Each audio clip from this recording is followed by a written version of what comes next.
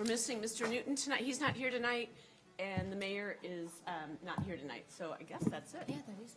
Who are we missing on the other side of you? What's going on, sir? The city attorney. Oh, okay, Mr. Baker. Okay, well, with that, we're going to go ahead and get started. Welcome to the December business meeting of the City Council, and we are welcoming 3 new council members this evening, so that's very exciting. We're going to go ahead and start with our consent agenda items.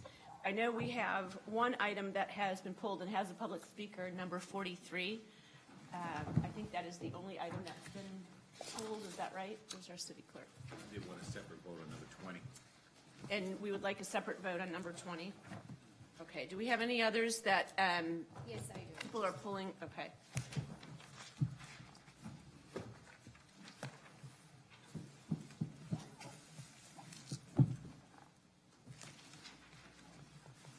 Number 43. We did that. We said Okay. that, yeah. So that's been pulled, and we're going to have, and we have public speakers on that one as well. So any others that you're pulling for comment? Or a separate vote? Just 43 and 20? Okay, with that, we will go ahead and have Ms. Harris go over some of the questions that council members asked regarding the agenda. Okay, thank you. As you have before you is the written out from, if everybody wants to take a chance to look over what they've asked and what their fellow council members have asked. And I've had a chance to sit down with most of you to go over the questions you asked, but please let me know once you're looking over this, do you have any additional questions or need any more clarifications? Okay, seeing none, I guess we're okay. Those were the only. Thank you. So we'll take a separate vote in the meeting on number 43 and number 20. And then we'll go to the city manager for an overview of tonight's agenda. So, thank you, Mayor Pro Tem, members of council.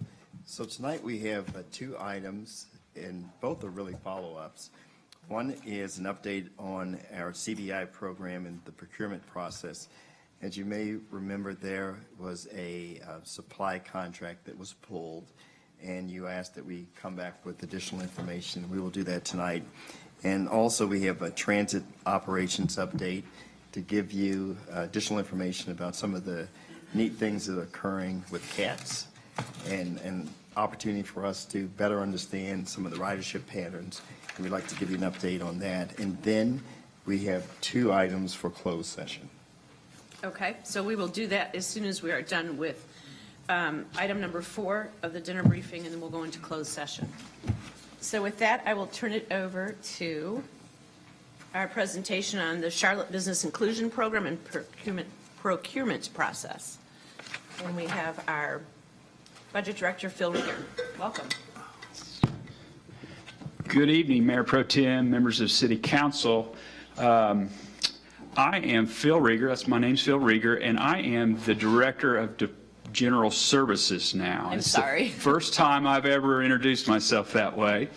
And so today it's my pleasure to introduce to you Kay Elmore. She's our Chief Procurement Officer. She has been doing city procurement for Charlotte for 20 years, and she's been in the chief role for 13. And she's going to bring forward an update about our city procurement practices and specifically our inclusion efforts around city contracting. Of course, I will remind you that on October 28th, during your consideration of an office supplies contract, you raised some questions about those practices and our inclusion efforts. So tonight, that item is back on your agenda for consideration.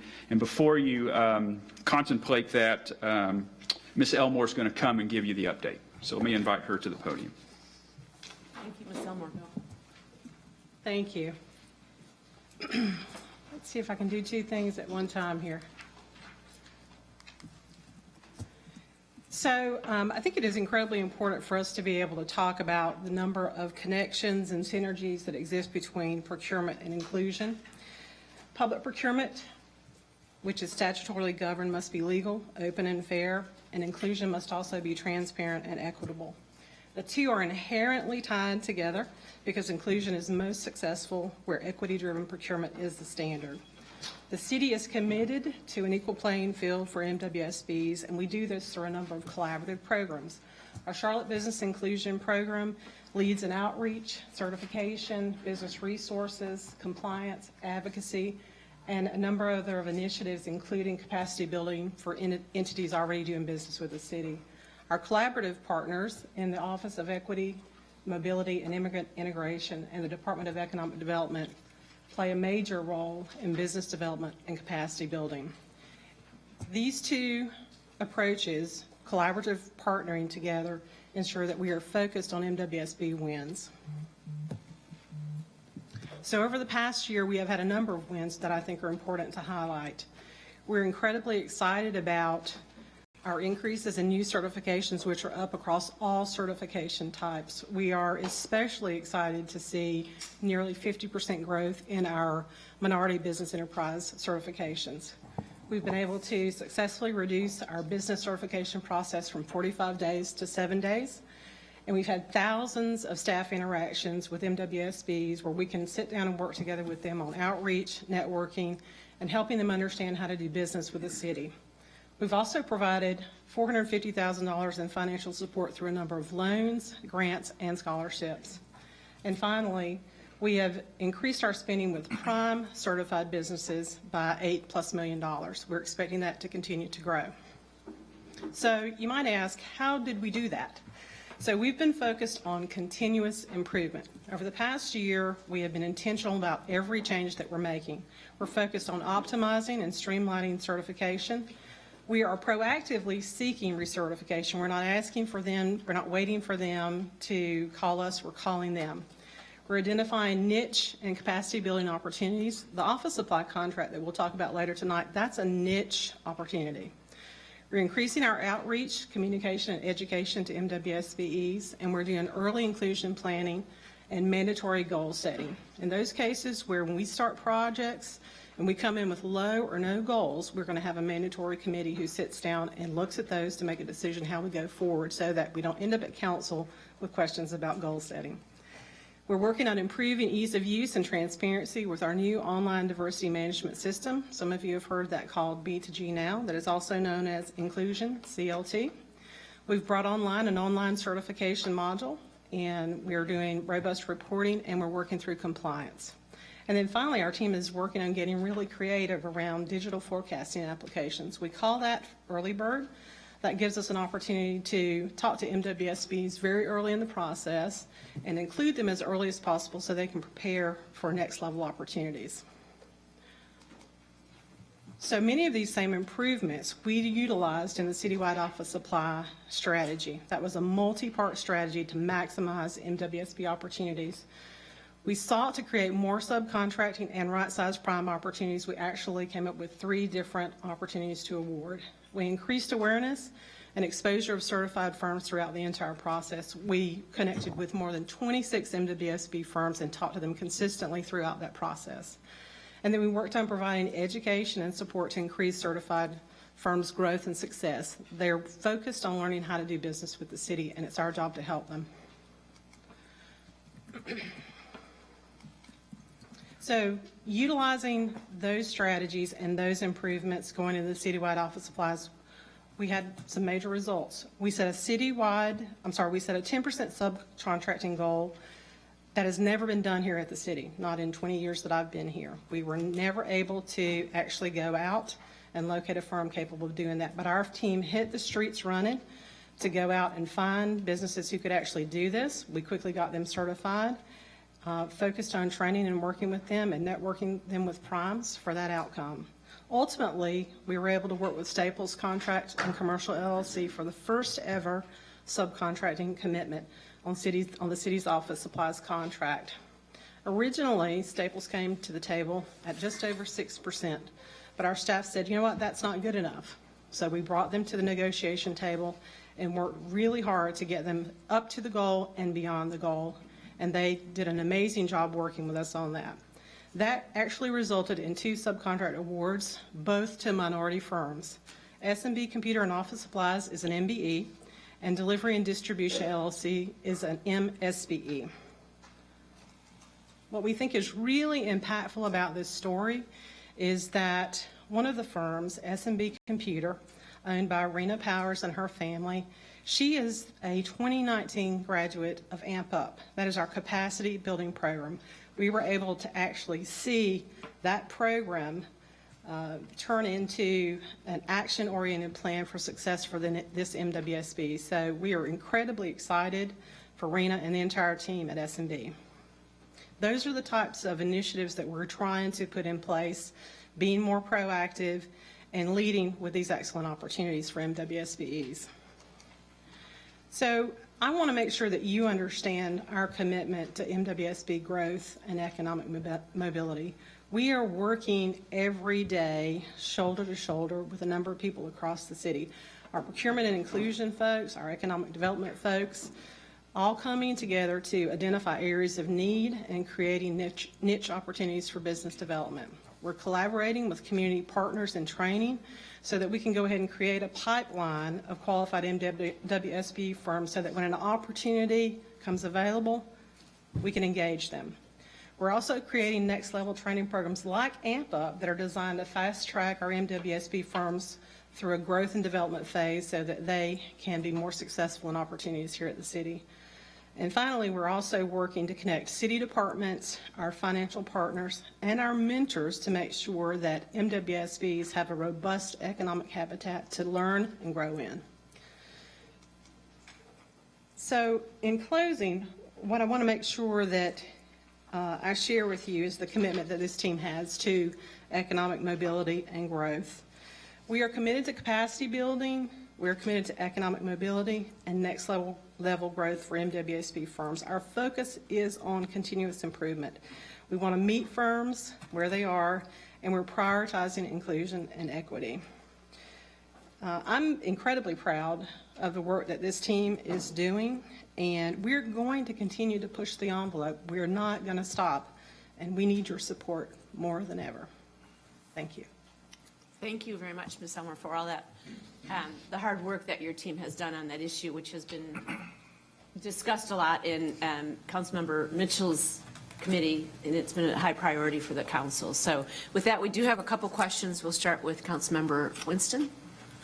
Thank you for this, very informative, and I would just like an update, I would like an update, not today, but on a future date, around our efforts around capacity building. I do think that is probably our greatest opportunity for building equity, not just equality, but equity, where it doesn't exist within how we do business. And I know it's probably been about 18 months since we started down this road, especially with the new council as we go into our retreat. I would like to see that as a priority, but I would like to give all my colleagues the opportunity to weigh in as well, where we are with that. Thank you. Ms. Ajmera? Thank you, Madam Mayor Pro Tem. Great work by your team. Thank you. I actually had received feedback on MWSBE certification process, that they were able to get the certification within 3 to 4 days. I know as folks reach out to me as they are starting their businesses, and it's just great to hear that how we have streamlined the process from multiple days to within 5 to 7 days. I think that is historic. So I applaud your work on that, and I know Eric Nelson has been very supportive of reaching out to community and helping them go through the bidding opportunities. So certainly appreciate that. Are we tracking if any of these 218 firms that resulted in a bid, are we tracking once they go through the process, are they getting any contract opportunities? So thank you for that question. We are actually implementing a new protocol that at the point where MWSBs come into our system, we're working on being able to do a better job of bringing forward that data of exactly what's happening and bringing that good news back to you more regularly than we have in the past. So we do think it's important to not only certify firms and not only important to just get them to the table and get through a process, but to actually help them win contracts that are meaningful. So that is something that we are going to work on. We're already working on that sort of tracking mechanism so that we can report out those successes. Okay. And there is a follow-up question, if I may. I remember there was a feedback that I had received around financing. So as these new businesses are getting city contracts and opportunities, what is the timeline in terms of they're getting a payment from the city? Is it monthly? What is the timeline like? Because the concerns were that, they had to wait for, I guess, longer to get payment, and then they had to pay the employees on their payroll. So I was wondering if that was addressed or if it's already been addressed in the new process. So that's a sort of, it's a little bit of a tricky question. If we're talking about MWSB firms who are primes, the standard payment terms for the city is 30 days. And I see Kelly Flannery back here, our Chief Financial Officer, and I'm sure she'd be happy to assist me with this answer. But that is 30 days is the city's standard payment terms. Now, in those instances where projects are performed over a longer period of time and you're moving away from a prime payment to a subcontractor payment, there is additional time that is normally added into that process. Now, we've had a number of instances. I just recently did this with Mr. Mitchell and others where when we know something is not working and it's broken down somewhere, we are happy to bring our teams, our finance team, our procurement team, our inclusion teams, and the departments together to try and make sure that we can work through that payment process, because we do understand that MWSBs, particularly as they're getting started, they may have issues with capital, make payroll, other things like that. And so we'll continue to work on that. I think this last instance that we had on a vendor with Mr. Mitchell, we talked about getting back around the table to try and understand how to approach that more effectively. So that, I believe that's an opportunity for us. Right, I think if we can look at the timeline, so if, let's say if employees are getting paid that subcontractor or the prime contractor has hired, if they're getting paid every 2 weeks, however, if the prime is not getting paid from the city for almost a month, I think that creates a challenge. So if we can look at that process, and if we just get feedback from the ones that are participating, whether it's prime or subcontracting, that could be a process improvement for us. So I agree, and thank you for that. I will tell you that our diversity management software is designed to be able to do a much better process of tracking payment. What we actually do is we give them an opportunity to be able to see exactly what they're owed and get into that system and tell us whether or not that's accurate or not, so that we can work through any payment issues that they might be having. So payment performance related to subs is something that is absolutely in front of us, and something we're gonna be working on. Thank you. Thank you. Thank you. Mr. Mitchell. Thank you, Mayor Pro Tem. So, Kate, thank you so much. I want to give you kudos. You mentioned it earlier about a small business who had an issue with payment, and you got staff together and came up with a nice remedy. But let me go back to a slide there that you listed all the accomplishment. Go back. One. There you go. And so, City Manager, here's the problem I have with staff. When they do good work, they don't announce it enough. And I know they kind of reflect the demeanor. We just work. We don't want to brag. But that second bullet point is very important. Certifying businesses from 45 days down to 7. That was one knock about the program. We were not certifying people quick enough. And so, Kay, and to your department, thank you. That alone right there has built a lot of confidence among the minority small business community. And the Staples, thank you. I think we had a lot of conversation, one city council meeting about that contract, and city manager said, let us go away and come back.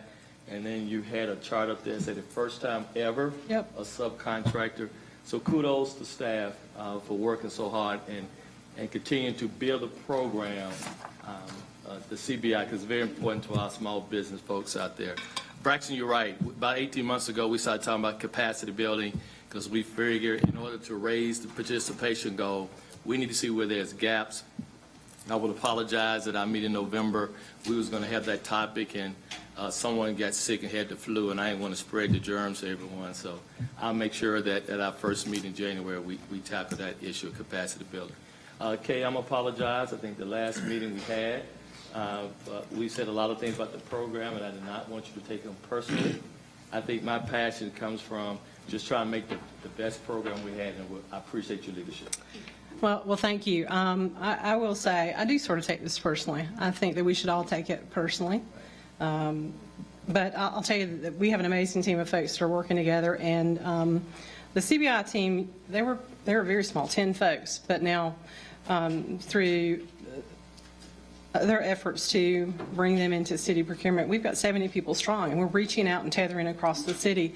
So every one of those resources, as well as those that are in economic development and other offices, will be bringing this work to bear. I mean, this is some amazing work that's happening. We're not going to get it right all the time, but this team is working harder than they've ever worked. They're working shoulder to shoulder.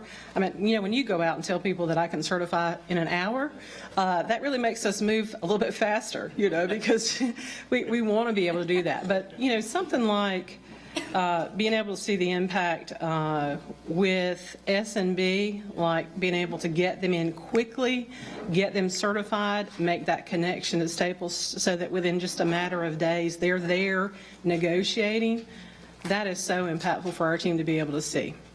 Thank So I appreciate your comments. Thank you, Mr. Graham. Ms. Ashmere asked my question in reference to the processing of invoices, and certainly that's something I'll be kind of taking a look at as well, making sure that not only the prime, but the subcontractors, those are the guys who are waiting 45 and 60 days to get paid. And so if we can somehow work with our prime contractors to ensure that when they get their check, that they're mindful about turning those payments around to their prime contractors. Thank you. Subcontractors, I'm sorry. Thank you. And I'll just add a comment in here as well, that I appreciate all the hard work you all have done. Your team is very passionate about this.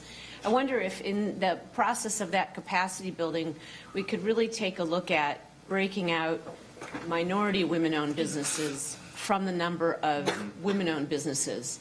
Because I think that, and I've seen those numbers once, but we don't break that out on a regular basis. And I think that that's an area that we really have to focus on from a capacity building standpoint and find out, and we know that from the data I've seen, that the successes aren't there really for minority women-owned businesses as there are for others. And so how can we help them from a capacity standpoint? Second.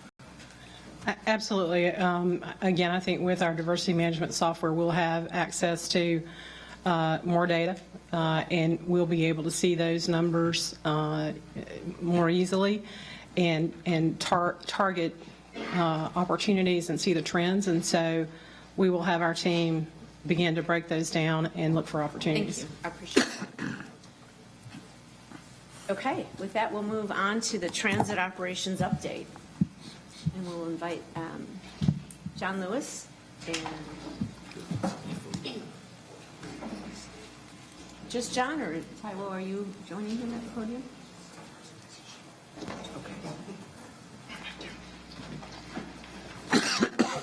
Good evening. Mayor Pro Tem, members of council, I'm John Lewis, the Executive Director of the Charlotte Area Transit System. I'm pleased to be here with you this evening to give you an update on our bus network plan. This is a plan that we've been working on for several years, and while over the last several months and years you've heard quite a bit about our rail improvement plan and how we're moving that forward, I want to remind everyone that while our rail program has done an incredible job of providing support for this community, both from a mobility standpoint, but also supporting the economic development goals of this community, our bus network is what is the real workhorse from a mobility standpoint. We will move today about 85,000 people throughout our system, and more than 60,000 then will get from their origin and destination on board a bus today. So as we've been looking to improve in parallel our bus network along with our rail program, I wanted this conversation started 3 years ago. It was launched in 2016 after a study was released, and not the study that everyone's thinking about, that ranked the top cities and access to public transit. While Charlotte Area Transit System was ranked pretty high in terms of accessibility, citizens of this community can get almost anywhere within Mecklenburg County utilizing CAT service.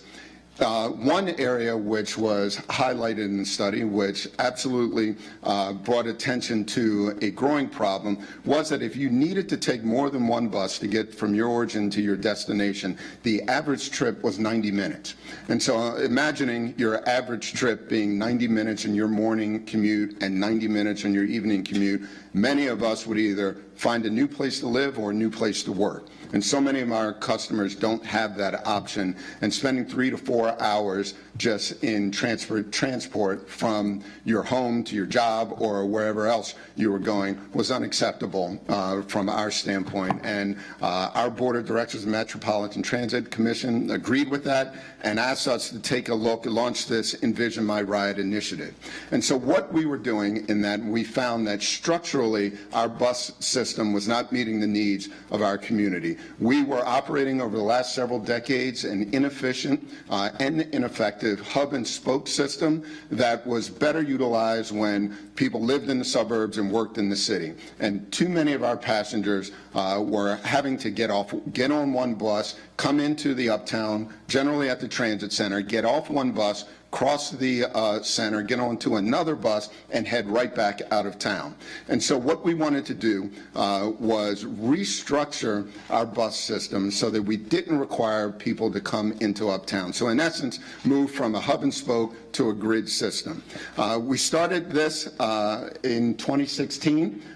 There was quite a bit of work that staff did in redesigning this system. There was an awful lot of outreach, coming up with alternatives to routes, different options for the citizens and our riders to evaluate. We had several iterations of, here's a design, going back out to the public, what do you think of this? We heard from our customers and came back with a new redesign of our system. And in essence, we came up with a three-pronged approach to this. Number one was getting the structure of our system right. So again, moving from that hub and spoke to a more of a grid system that allowed more direct connects without coming into Uptown. Two, the second phase of that was dealing with the frequency issue, which is a major impediment to effective transportation. To this day, more than half of our routes have headways of 45 minutes or greater. Now, when I use the term headways, that means bus number one comes to a location, leaves, it's 45 minutes or greater before that second bus comes. And so if you're standing on that bus corner and have the misfortune of missing that bus and have to stand at that bus stop for 45 minutes or an hour, you probably have a different thought about the effectiveness of our system. So the second phase of that plan was to address the frequency challenges that we have in our system. And then third was is how do we improve reliability? So on phase one was implemented in March 18th of 2018 with the opening of the Blue Line extension.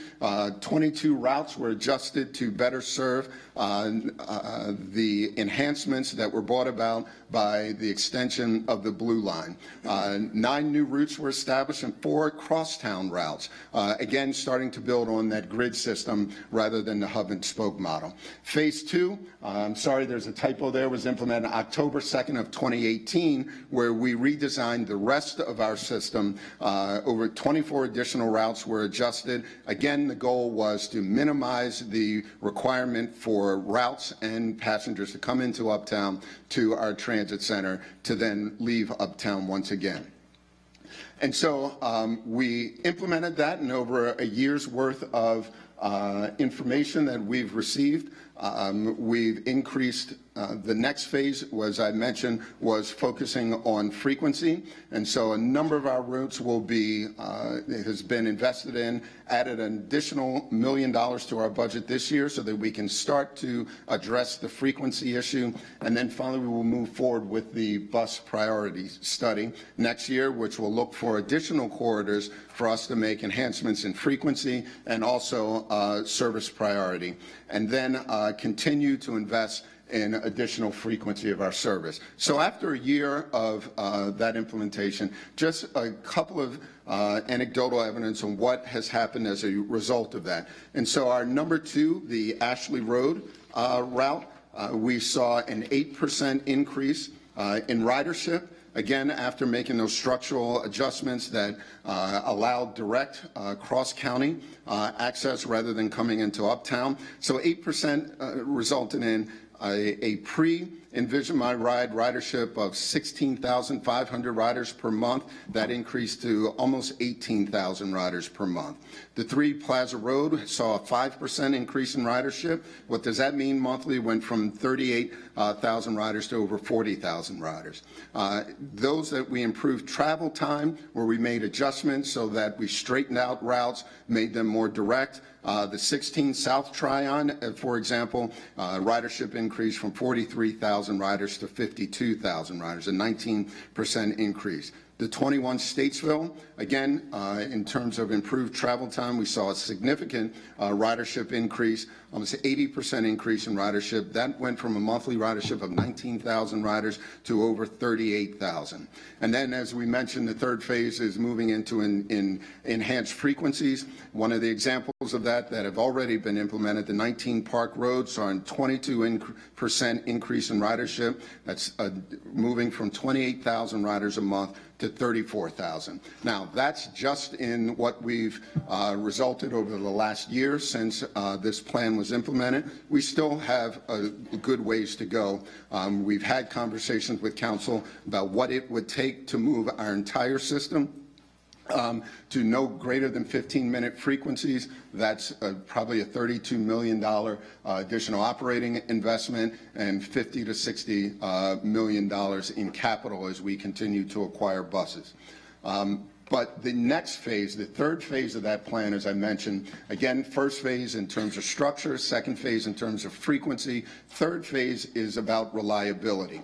Now, even if we finish phase 1 and phase 2, have the structure of our routes right, we have more frequency, it is the reliability that is also a key achievement for us. And we have to get creative in that. And so one of the areas that we're working on is identifying corridors where we can have bus priority lanes, bus only lanes. We will, pleased to announce with our partners at CDOT that beginning next Monday, we will be moving forward with our first bus only lane pilot. That pilot will take place on 4th Street between McDowell and the Transit Center. It's just over a half a mile, but for the first time in our community, we will have bus only lanes that will allow that bus to have more reliable service because we will not be impacted by the vagaries of traffic as everyone else will. Now, once we implement this pilot, we will have interaction with the community, come back to council with the results of that, what that does in terms of cost of time savings and reliability for those routes that will be using that, and then begin to apply that as we study other corridors that we could implement this kind of service enhancement in the future. So we could imagine corridors like Central Avenue or Providence Road or South Boulevard that could be candidates for bus priority into the future. And so what that project will look like, as I mentioned, from McDowell to the Transit Center, the far right lane will be restricted, will be striped by CDOT. The only vehicles that can use that will be CATS transit vehicles, bicyclists, scooters, school buses, and of course, emergency vehicles. The far right lane will be striped and will be marked as a bike and bus only lane. Again, that will begin on this coming Monday. And as I mentioned, we will be evaluating the impact of that service in terms of ridership, frequency, and reliability, and then begin to apply that information to other corridors over the next year as we continue to look at enhancements to our system.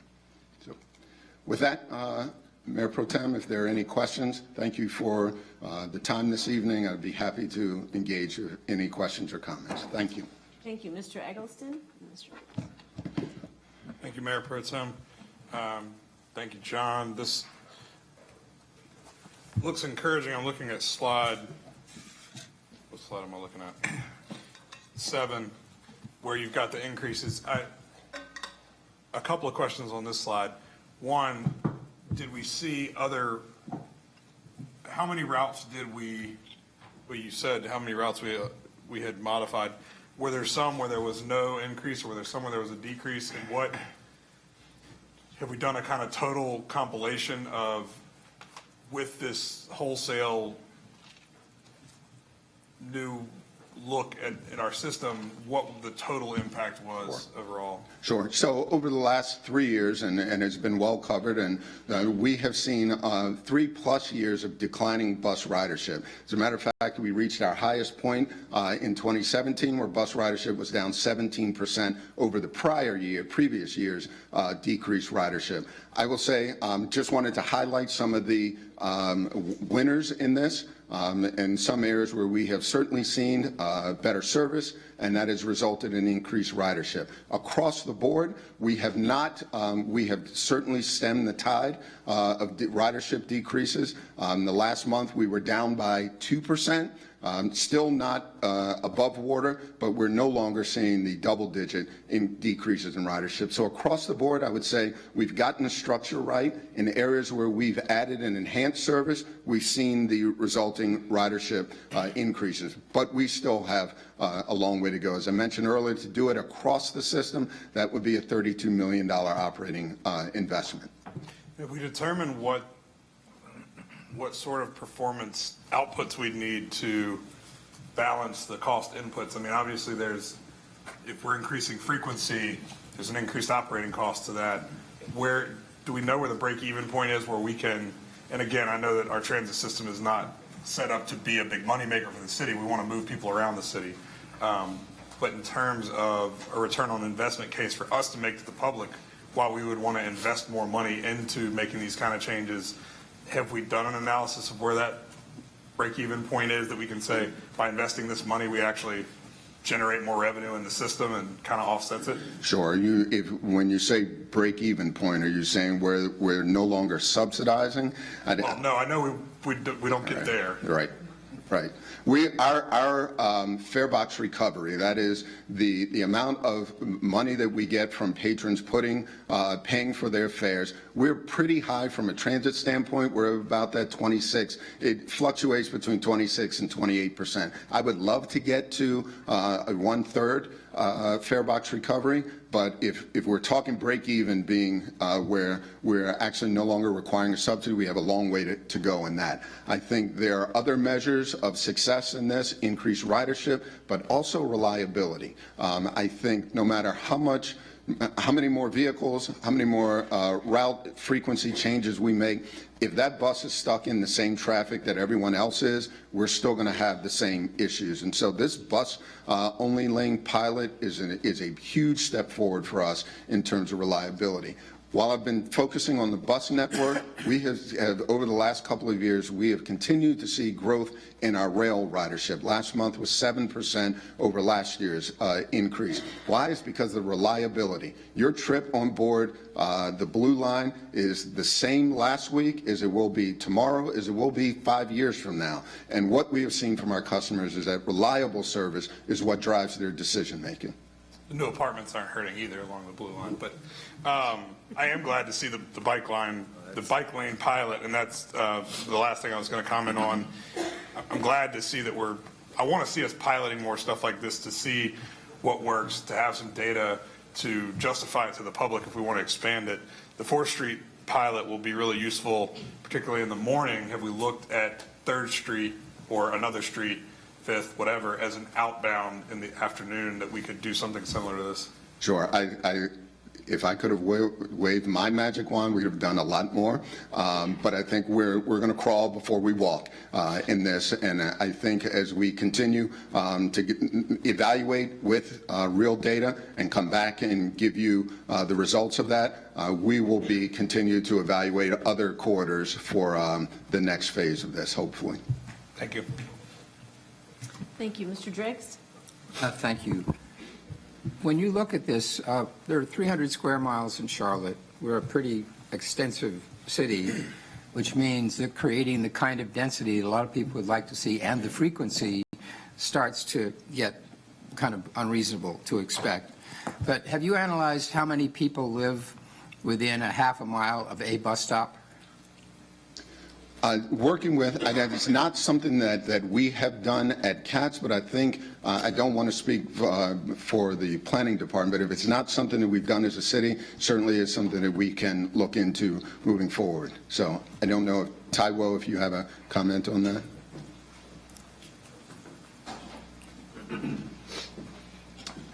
Good evening, Mayor Pro Tem and Council Member. Sorry, I'm sneezing a little bit. Typically, we associate transit-oriented development with permanent fixture, such as light rail, and we typically don't do that for bus services. But that's not to say that we will not do it. Again, because when people live around bus stations, the likelihood is that they will move. But when they invest around transit stations, the rail transit stations, the likelihood is that they will stay there for the foreseeable future. So that's easier measured than if you were to do it around bus transit services. But that's not to say it cannot be done. For bus transit services, you usually want to go beyond the half mile to do that type of thing. But we can look into that if you want. Right. I think what I'm getting at is you mentioned the $32 million number. That's a single data point. If we were going to try and be as productive as possible in terms of improving bus service, we might benefit from a more analytical framework in terms of how many people would actually consider a bus. So your target population is probably within a certain radius of a bus stop, and then you have the other issues are raised about what their experience is traveling on the bus. But I'd like to think that there were points between 0 and 32 million that might improve the situation. We would just have to identify how additional money would best be spent. Is that a fair comment? Well, I think, again, I'm piggybacking what Ty was saying. We can certainly work with our partners in the city to find what are the corridors that have the highest densities and have the highest potential for ridership. But I think there are other things, not just in terms of residential densities, but there's also destination points. And so, major employers as an example. So we have done a prioritization of which corridors would be the most likely candidates for higher frequency service based on a range of things. What I don't know is whether or not residential density was a part of that measure. And if not, we can certainly work towards that. But I think I kind of mean the same thing. If a person has to walk more than a mile in total to get to the stop and then to get from the stop, at some point they're going to start looking around for some other way to travel before you even get into the question of, what's the experience riding the bus. So I just think it'd be interesting as we gauge a level of investment to see what those trade-offs look like. Absolutely. Thanks, John. Thank you. Ms. Watlington? Thank you, Mayor Pro Tem. Much of what Councilman Driggs already mentioned was where I was going with it. As I think about Still Creek and I think about your South Tryon route, I'd be very interested to understand how increased ridership correlates to travel time. And I'd also be interested, and I know that the city manager and I have had a little bit of discussion in regards to this, I'll also be interested in how do you get folks to want to ride the bus? Who's your target market right now? Is it specifically residents who don't have other means of transportation? Are we trying to convert drivers to riders? And if so, what's it going to take to do that? So I'd be interested to understand a little bit more about your thought process. I would say all of the above. Now, we have our riders are changing as our city changes.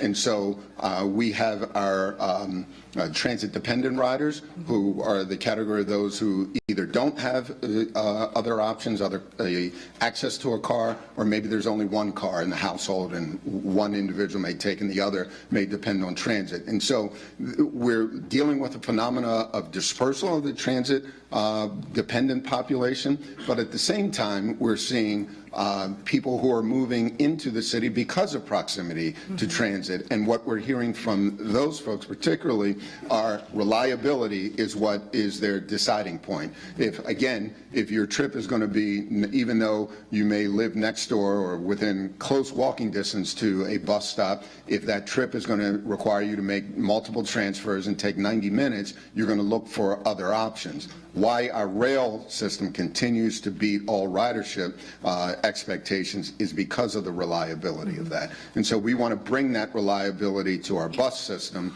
by piloting some of these innovative means and methods that will then provide better service for our transit-dependent population, but also provide the levels of reliability that we can compete with the single-occupant vehicle. And as a follow-up to that, if I may, when you think about, again, Still Creek, and even to a lesser extent the airport, because I know there's some work there that we'd like to do to enable people to be able to get to the airport in off-peak hours so that they can work there. I know that that's a gateway to economic mobility. But as you think about our commuters coming in from South Carolina, particularly along South Tryon, Can you talk a little bit about what that partnership looks like? Because we understand that much of the travel on that road is from out of state drivers. Sure. If you look at our I-485 park and ride lot, it is full by probably 7:30 in the morning. And so a large number of those license plates, just anecdotal if you look at, are South Carolina residents. And so what is happening is they continue to move further and further down South Tryon to find a parking spot that they can then get onto the train. And so we're seeing that challenge. Our parking challenge. That's a good problem to have because our trains are full, but at some point it starts to deter ridership growth. And so we're looking at those issues as we consider our extension of the Blue Line to Pineville and to Valentine, how that investment may change the travel patterns. But beyond that, in terms of partnership, you know, it is a challenge. It's a benefit that we're close to the South Carolina line, and a lot of South Carolinians come to Charlotte for work opportunities, but they are not participating other than the fare that they pay. Thank you. Ms. Watlington. Mr. Winston. About four questions or comments. How are we talking about Envision My Ride? Is this something that has happened in the past, or is this, you had mentioned 2 years ago when we talked that this would be like a living, breathing thing? Yes. This is a three-stage plan that continues to go. The first stage was the structure, revamping our bus structure from that hub and spoke to more of a grid system. That happened October of 18. Now we're in the second phase of adding additional frequency. The MTC has added incremental. We took some of the savings from the initial Envision My Ride changes and invested in some additional frequency. We added, the MTC added an additional $1 million to this year's budget, but when the top goal is 32 million, you know, $1 million here and $1 million there would take some time. So phase 2 of frequency is an ongoing issue. I asked that because Envision My Ride has been something tangible. I get a lot of feedback and questions from constituents about our bus system and changing it and how it doesn't work for them. So I used to send them tours. You had a website and everything that was something very tangible. Is that a place that I should be continuing to push people to get involved with? Sure. I think we continue to evaluate not only the current performance, but new initiatives like the bus-only lane. And so, yes, we're looking for input from our customers, not only in our bus route changes, but also our new initiatives. And so, to our website, absolutely would be just one avenue. Website, period, but not like the Envision. The public kind of, the public input part of Envision My Ride is done. From phase 1 of the structure, yes, but as we continue to add additional routes and make changes, there are always opportunities for input. The next big one will be on this bus-only lane pilot, and so we will be very active soliciting input from our riders on that. What can you tell me about bus rapid transit? I feel like when we sat down and had a conversation about Envision My Ride and connecting East and West about 2 years ago, honestly, I came out of here hoping perhaps, you know, at this point in time we would be discussing, you know, an option towards bus rapid transit at this point in time. So bus rapid transit is the next phase of this. But you can't have bus rapid transit unless you have bus-only lanes. The only way to get the rapid portion of it is to have buses in their own right-of-way. And so I think this pilot is the first stage of that, as we will continue to take the information from the pilot to inform the next level of study. What are those corridors that we could implement?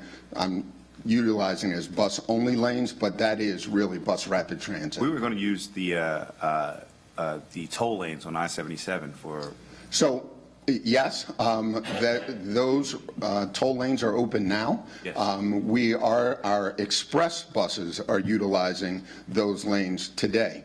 In our February service change, we will change our routes. And so right now we have express service that serves multiple park and ride lots along the corridor and then utilize the 77 toll lanes. Beginning in February, each park and ride lot will have its own route, and so there won't be the multiple stops. That's where we get the real benefit of the 77 toll lanes. That will go into effect in February. So can you go a little more into that? So what I'm hearing you saying is that at particular exits, there will be a park and ride. You park your car there, you get on the bus, and it takes you right to Take the Uptown. toll lane right into Uptown. One stop. One stop. Interesting. How does the TOD realignment and our TOD zoning, how does that influence or change how we think about the future of bus routes? Does it at all? I think they go hand in hand, and our departments have been working very closely together over the last year to make sure that we are in alignment with that, not only in the service we provide, but also in the structure of the TOD to make sure that the densities and other aspects of the rezoning complement our mobility plans and vice versa. I guess what I'm asking, I would love to hear Taiwo's input on this, but when we started Envision My Ride and started really systemically changing our bus routes, we did not have this zoning in place. We did not have this land use. We did not have this kind of prescribed potential development and where we want our resident census, this, that, and other. But this does exist now. Being that that's a reality, did CATS or did you, or as the process was kind of carrying on, did you say, well, we have to look at these areas, these centers of residence and potentially centers of work in a way that we weren't looking at it in 2016 when we started this process? Again, every ordinance that you have follows an adopted policy. So the reason we had the transit-oriented development ordinance for the Blue Line was because there was already an existing Blue Line transit supportive policy. While the principles behind those apply strictly to the Blue Line, those same principles could apply to pretty much any rail corridor. And again, the TOD is specific to rail transit service. Correct, but this is for people that the idea is people might live in a place and not depend on a car. So yes, while they might depend on rail transit, yes, they might need a bus as well. So as part of our comprehensive plan, to really answer that question, is to look at all the corridors, whether they were identified in the Envision My Ride study or they were identified in CATS Transit System Plan 2030, or they will be identified at some point in the future.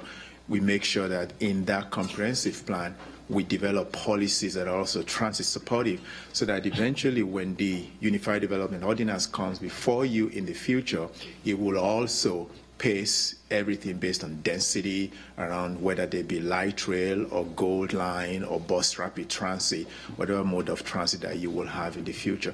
We also worked with CAT to determine what that will look like even for the red line, even though we don't know whether it will be a commuter rail service or it will be a bus rapid transit service. We just want to make sure that we cover all the bases and capture transit density around transit stations into the future. Thank you. I have one more question. I think Ms. Watlington and to a point Mr. Driggs was kind of talking kind of around it. You mentioned reliability in terms of increased ridership, but to really increase our ridership, we have to take the stigma away from riding the bus. People in Charlotte, they see if you have to take a bus, it's an equity issue, right? If you make a certain amount of money or live in a certain neighborhood, you wouldn't take a bus if it literally stopped at your doorstep and dropped you off at work, simply because of the kind of classes that are associated with it. How are we approaching this? How are we working to take away that stigma that bus is in a reliable and appropriate mode of transportation for regardless if you work in the C-suite or if you work. Yes. I think, and thank you for that question, it really is a issue that bus transit agencies are having nationwide. I think the number one issue we can do to take away the stigma of riding, the stigma, I believe, comes from the unreliability and the fact that it is a secondary choice. It is because it takes so long, because it's not reliable. It is something that only people who don't have other alternatives would utilize. I think the number one thing we can do to change that stigma is to present a model of mobility that everyone would find attractive. That's where the stigma comes from. And in order to do that, time is our number one, across the board, is the most precious commodity. Why people are making choices again for rail, I don't believe it's because they like shiny wheels or they like to ride trains. It's because of the service reliability. If we can do the same for bus, when you look at some of the legacy cities, New York, Chicago's, San Francisco's, and others, why you see people with lunch pails and briefcases on board are because they are doing the things that we are trying to implement here. Bus rapid transit, bus only lane, because people want to have reliable options for mobility. If we can get that, I believe we will take away the stigma that so many people believe in. But if it's going to take you 90 minutes to get somewhere, you know, who would only take it? Those people who have no other options. I do agree with you. I would say to the manager, perhaps that stigma is not something simply that I don't think just timing will affect that, but perhaps it's something that corporate communications might have to look into, because Mr. Lewis might be right. He needs to focus on getting those times down. But I think there needs to be a proactive approach to changing that stigma, because I firmly believe that we can get that timing down, but if you, in certain neighborhoods, if you don't break that, the ridership will just not be there. Yeah. I think that's exactly right, Mr. Winston. I'm hoping that we're going to see a lot more of John Lewis in our TAP meetings this next year. I hope that 2020 will be the year of the bus. So we've got two more speakers, and then we do have a closed session tonight. So Ms. Ajmera, you have a question, and Ms. Johnson. So if we can kind of keep those to a minimum, we can also have these discussions in TAP as well. Ms. Ajmera. Thank you, Madam Mayor Pro Tem. Some of my questions were already addressed. The ones that were not addressed, so if you could elaborate on one of the slides you had talked about, there were over 600 bus stops that were altered or discontinued. Was it because of the ridership? What was the... No. Just because routes change their structure. And so if some of these routes is exactly when we're no longer bringing routes directly into Uptown and taking them, straightening them out, making the routes more direct, there are places where, you know, before we implemented the change, a bus would go through a neighborhood or through a community. After the change, we're sticking more towards the main thoroughfares, so those bus stops may have gone away, but we made sure that we didn't eliminate access. And so our number one filter for that was to make sure that any eliminated bus stops still had access to another bus stop in less than a quarter-mile walk. Okay, so that's good to hear. The access is still there. Access is, yes. So what is that average walk time? I don't have that offhand. I will get back to you with that. Okay, so I know when there were some changes that were made in 2018 after opening of the Blue Line, council had received several emails. I know I did, about bus stops that didn't get service over the weekends that they used to have, especially connecting from the light rail to the bus stop near where they live. So I think having some sort of, what is the average walk time we are looking at? So I think that's along the line of what Mr. Driggs had asked. Are we asking folks to walk 20 minutes or 10 minutes or 15 minutes? What is that average walk time so that we have an idea, or what do we aspire to? I think that's an important question, because let's say if someone has to walk 20 minutes or 30 minutes, that might affect your ridership. So having that in mind, having that as one of the goals would be important. Second is the app. Do we currently, is there some sort of tracking that riders can use to see how far their bus is? Sure. Or if it's been, if the bus has been canceled for whatever reasons? Because I know there were, I had seen, I had received a call about how there were twice the bus was delayed, but they were just waiting there, and they, as a result, the rider couldn't get to work. So is there a tool in place? Yes, we currently have an app that allows you to go in and find when your bus is. The current app is not meeting customer needs because it's based on scheduled time, not the actual location of the bus. We are enhancing that app. We will have that done before the end of this spring. That will give us real-time information to our customers based on the GPS location of the actual bus rather than scheduled time. So we've heard that. I've heard that very clear, and we're on the path to that. Council actually let that contract, I think, in October.